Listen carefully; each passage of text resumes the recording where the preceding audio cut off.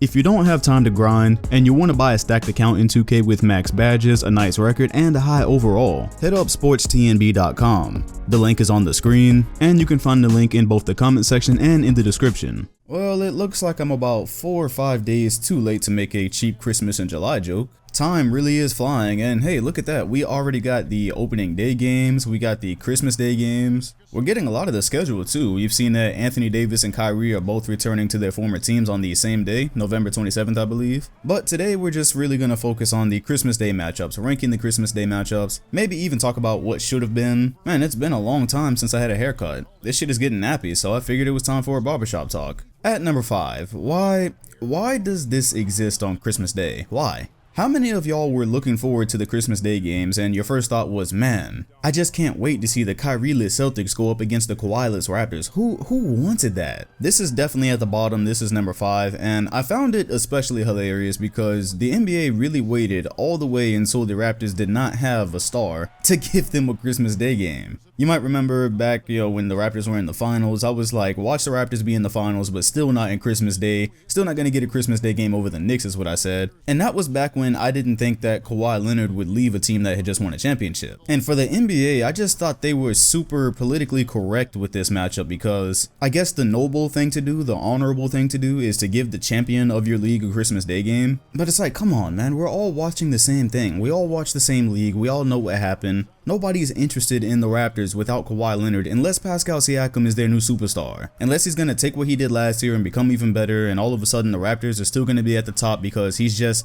become that great. Unless that happens, which we don't really expect to happen, that's not anything we should expect to happen. This matchup really made no sense. It actually would have made all the sense in the world to give Brooklyn a Christmas Day game to let Kyrie come to Boston on Christmas Day instead of on November 27th, right before Thanksgiving. What's with that? Why waste an event like that? You know the Celtics fans are probably gonna hate Kyrie and it's gonna be one of those big events and hyped up matchups. Why not have Kyrie Irving return to Boston on Christmas Day? Sans Kevin Durant. I know they don't have KD, but that's fine. Boston really isn't projected to be that great this year. They've lost Al Horford and Kyrie. So okay, give them a Christmas game, whatever. But it definitely should have been the Nets and Celtics in my opinion. But I know some of you might feel differently. You might feel like Toronto actually deserved a Christmas Day game just because yes, they are the champions. I know, Captain America type beat. So vote on the poll in the top right corner of the video. Do you think the Raptors deserved a Christmas Day game? Or not deserve. Sure, they deserved it. Should they have had a Christmas Day game this year? Yes or no? Knowing that Kawhi Leonard was not there, what do you think? At number 4, I will go Nuggets and Pelicans. I really think that's the only way to go.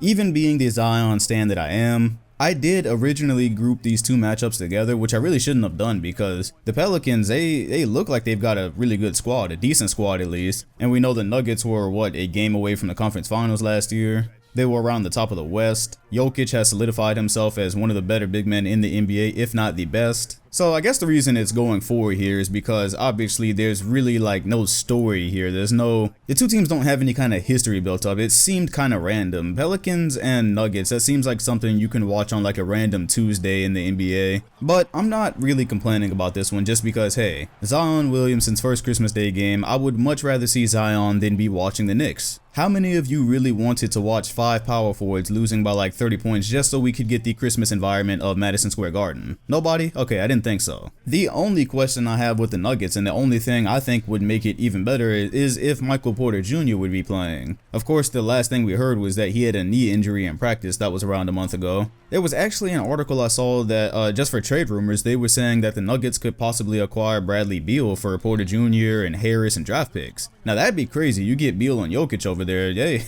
But other than that, I haven't heard any real news surrounding him being traded, so I'm assuming he'll be on the roster and possibly up there for Christmas Day. What would I have replaced the Pelicans and Nuggets with? Honestly, I might have gone, let's say Mavericks Nuggets or even Jazz Nuggets. That's what I would have replaced it with. But this is one of those things things that maybe I will eat those words completely by the time Christmas Day comes around, because I'm just basing that off of the Pelicans being an up-and-coming team and the fact that we haven't actually seen Zion in NBA competition yet. The reality is that the guy is the most hyped prospect since LeBron James. We're expecting monumental things from him, so there was no way he was not going to get a Christmas Day game. That's just too good of marketing to be able to pass up. There's just too many business aspects there. But just a straight basketball fan in me, I would have loved to have seen Luka and Porzingis on Christmas Day going up against the Nuggets. The Jazz, they have a real squad now, so if I had to replace it, that's how I would have gone. But other than that, Pelicans and Nuggets at 4, and I'm satisfied with it. At number 3, this is where it gets more interesting and even a bit more confusing. That's where I am going to go with the Bucks and Sixers. I think that is the third best matchup we have.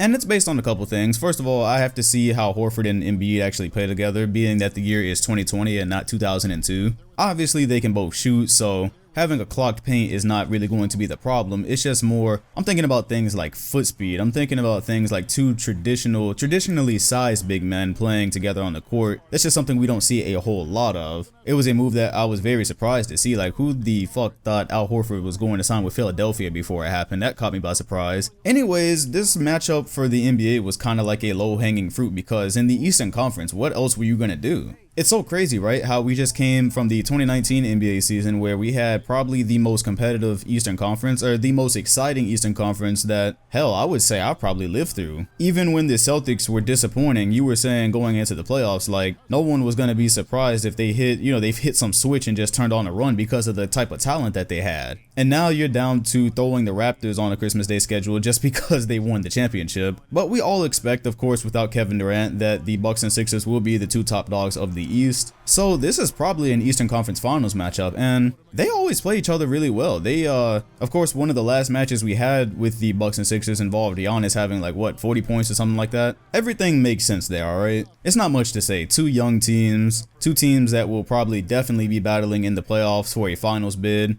It could have been the conference finals last year. We got, what, one shot away from that happening? So I think conventionally people would probably have it at number 2. That's where I am going to go Warriors and Rockets though. Give me the Warriors and Rockets as the second best matchup of Christmas Day. And it's because you're going to see this in another 2010s video that I have coming out probably in like a week or two, but it's because the Warriors going into this next season, going into the 2020s, they have so much to prove. They have a chip on their shoulder for the first time. They've got a chip on their shoulder. People believe that they are broken. Kevin Durant left them. Klay Thompson is not going to play until probably at least February. Most likely March. So the Bloodhounds are out for Golden State now, right? People want to see, what were y'all really made of? What are y'all really made of now that there's no super mystique around you anymore? You were unbeatable for the last few years until injury struck. Now you've got Steph, who is really going to be, he's really going to be under a spotlight. People are going to want him to really show something in a high stress situation. They're still a good team, don't get me wrong. Getting D'Angelo Russell was no slouch. It's just the fact that you've got two small guards in the backcourt now, which, I hate that so much. That's just a personal thing for me. I am disgusted by two smaller guards back there like that. Two guys who are not great at defense, mostly, is what I'm talking about, because D'Angelo Russell is not tiny or anything, but it's not an opposing backcourt that they're going to be running out for a while. Anyways, I'm excited because the Rockets now have James Harden and Westbrook, who are two players who has spent the better parts of the end of the 2010s being terrorized by Golden State. I mean, let's call it for what it is. You've had James Harden be knocked out how many years by Golden State now? 2015, 2016, 2018, 2019. And specifically in 2019, once Kevin Durant went out, you really thought that Houston had a chance and maybe even should have beaten Golden State. But the Warriors just showed a level of resolve that it really made me believe right then and there they were three-peating. You go back to 2015, you guys remember I just did the MVP ranking video where I read a quote from Harden where he 100% thought that he was the 2015 MVP. So there's just a lot of history with him and Steph and the Warriors. And then of course with Westbrook,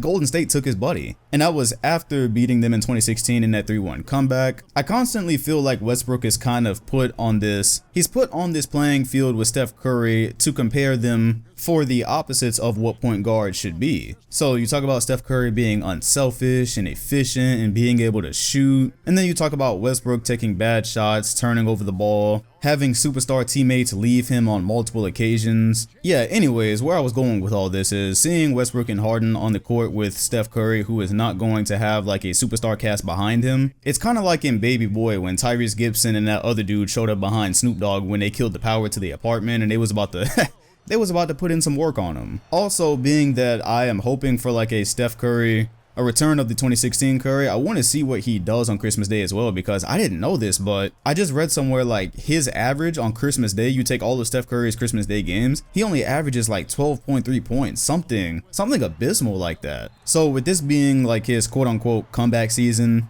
or just a season where he finally has something to prove, I'm looking forward to that matchup the second most. And of course at number 1, if you do not start it with the Lakers and Clippers, you're just wrong. As a matter of fact, I think we have confirmation, because I saw it from Shams, that the Lakers and Clippers are also going to be playing on opening night. That's next to the Toronto Raptors again and Zion Williamson. Yeah, this Christmas Day matchup, this is one of the bigger storylines going into the 2020s. Even if it only lasts for like a couple of seasons, or if it's just like this season, whatever, the NBA has probably been waiting a long time to really be able to play this, because think about it. When we had the Lakers and Clippers, the early 2010s version, so we had Kobe and Gasol, then you had Chris Paul and Blake Griffin, it never really took off how it should have because they never met in the playoffs. But now the duos are so extreme. Now the duos are so accomplished, like with Kawhi Leonard having won 2 championships and knowing that LeBron and AD are probably going to be right there with them for that. We're assuming these two teams will probably meet in the NBA playoffs, probably, hopefully the conference finals, expecting them to be near the top of things. And man, I tweeted out, I was like, bro, Staples Center, there's going to be fights in Staples Centers this season, because I don't know, there's just so much. The reason this is so exciting, I want to see this play out on Christmas Day, because who cheers for what? Like, this isn't just like when you had Kobe Bryant against Chris Paul and Blake Griffin, because Los Angeles was Kobe, right? By the time Chris Paul got to the Clippers, the Lakers had been winning championships with Kobe for what? A good 12 years, or, you know, it was a Kobe town for about 12 years by that time, or somewhere in that ballpark. So now you got LeBron, who it seems even Laker fans were kind of turning on last year with the way things went. And then you got Kawhi Leonard on the other side, who is a defending champion. Kawhi Leonard, who last time he met LeBron James in the finals had a pretty decent effect on him, to the tune that he was able to win Finals MVP. He's known for being one of LeBron's biggest challengers. So what I'm trying to say is it's more on an even plane right now than it was when you had Lob City and the Clippers. I don't think anybody looks at the Clippers right now as just kind of like, oh, look at them, they hang selfies. Like, nah, this is a team that right now still might be the better LA team if you look at the overall roster. So yeah, this is going to be a treat. I pray for health for both of these teams, because this is exactly the type of storyline, the type of matchup that the NBA needs coming out of the super team era. And back to the original point I was making earlier, like, if these teams meet in the conference finals or even on Christmas Day, who's going to be booing what in Staples Centers? They're both at home and they're both really, really strong contenders. So it's going to be like in 2K where, you know, when you play an all-star game in 2K and the crowd just cheers no matter what, or maybe that was NBA Live back in the day. I can't really remember. Either way, yeah, if your Christmas Day list does not have this at number 1, you are wrong, or you're a Raptor stan, either one. Anyways, let me know how you would rank these Christmas Day matchups. Hit the like button, comment, and sub if you enjoyed, and hit the bell next to my name if you want notifications on future videos. Thanks for watching, and I'll see you all on the next one.